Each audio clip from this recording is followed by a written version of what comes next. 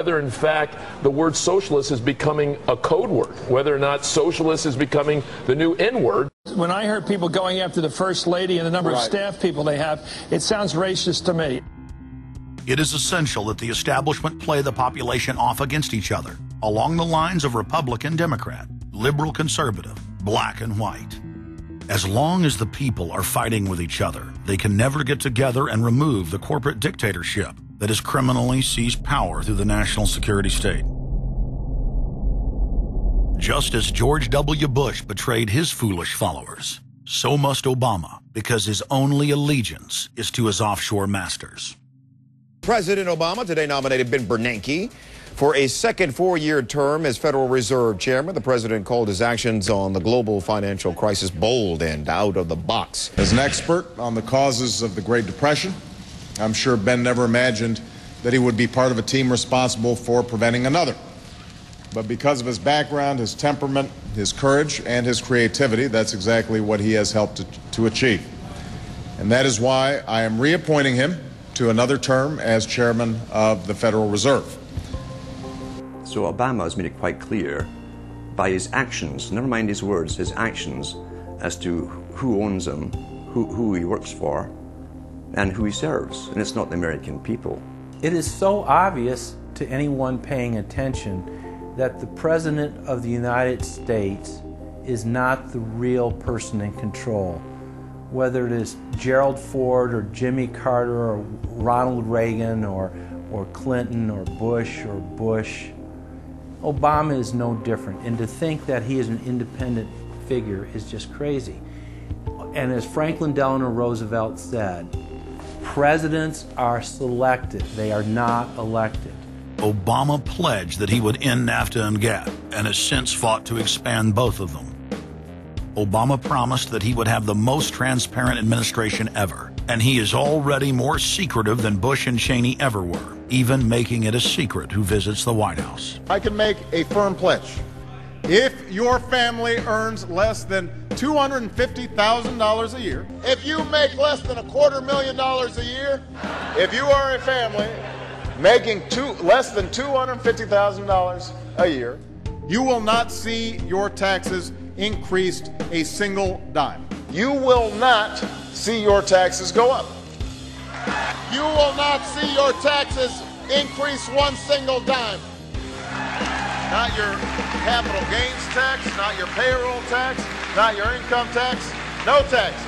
Not your income tax, not your payroll tax, not your capital gains taxes, not any of your taxes. Not your payroll tax, not your capital gains tax, not your income tax, no tax.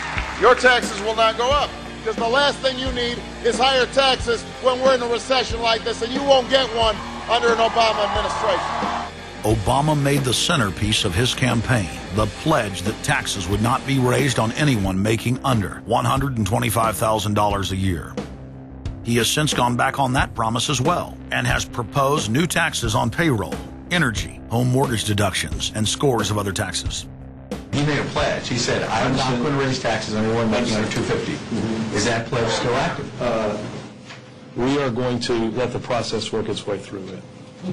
So it's not. So it's not. So it's not. We're going to let the process work its way through it. All right?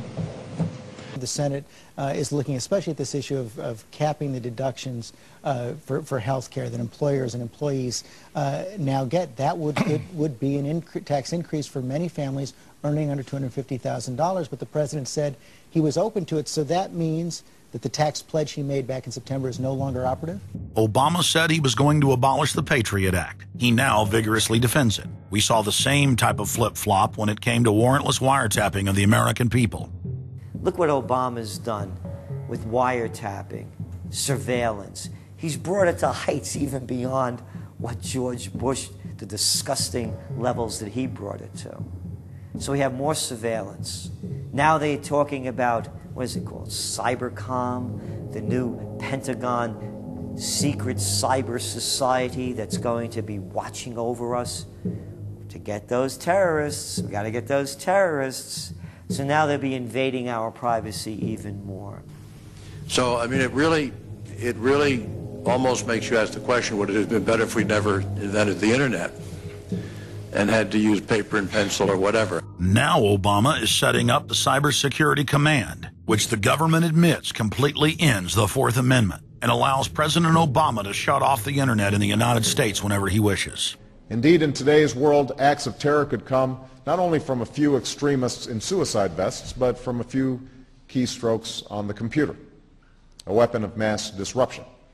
As part of the new single national security staff announced this week, I'm creating a new office here at the White House that will be led by the cybersecurity coordinator.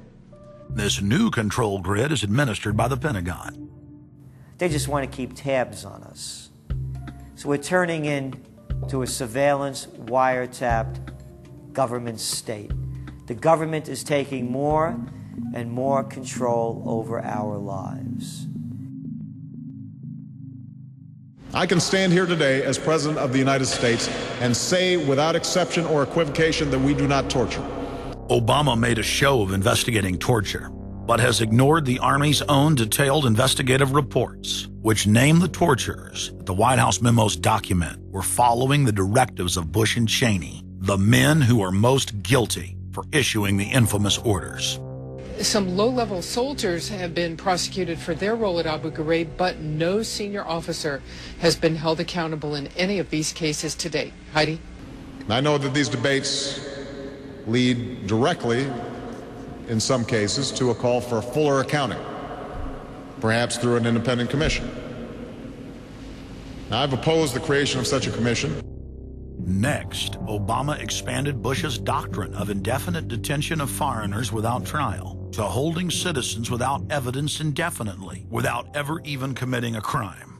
President Obama today proposed something new, something called prolonged detention. Pre-crime is where people are arrested and incarcerated to prevent crimes that they have not yet committed. Barack H. Obama, who ran as an anti-war candidate, has continued the war in Iraq, massively expanded the war in Afghanistan, and unleashed a new conflict in Pakistan. Now Obama is promoting the biggest defense budget in history, dwarfing George Bush's war machine. What George Bush has been trying to do as part of his effort to accumulate more power in the presidency is he's been saying, well, I can basically change what Congress passed by attaching a letter saying, I don't agree with this part or I don't agree with that part. I'm going to choose to interpret it this way or that way. That's not part of his power. But this is part of the whole theory of George Bush, that he can make laws as he's going along. I disagree with that. I taught the Constitution for 10 years. I believe in the Constitution, and I will obey the Constitution of the United States. We're not going to use signing statements as a way of doing an end run around Congress. All right? Obama guaranteed that once president, he would stop the unconstitutional practice of issuing signing statements, through which the executive branch illegally usurps the legislative power of Congress. Congressman Kucinich, when he introduced his 60 articles of impeachment against Bush Jr., I think one was the signing statements. The form of the resolution is as follows. A resolution, articles of impeachment of George Bush, President of the United States. Resolved, that President George W. Bush be impeached for high crimes and misdemeanors. Article 26, announcing the intent to violate laws with signing statements, and in violation of his constitutional duty under Article 2, Section 3 of the Constitution, to take care that the laws be faithfully executed, has used signing statements to claim the right to violate acts of Congress even before he signs those acts into law. Same analysis would apply to Obama. And A4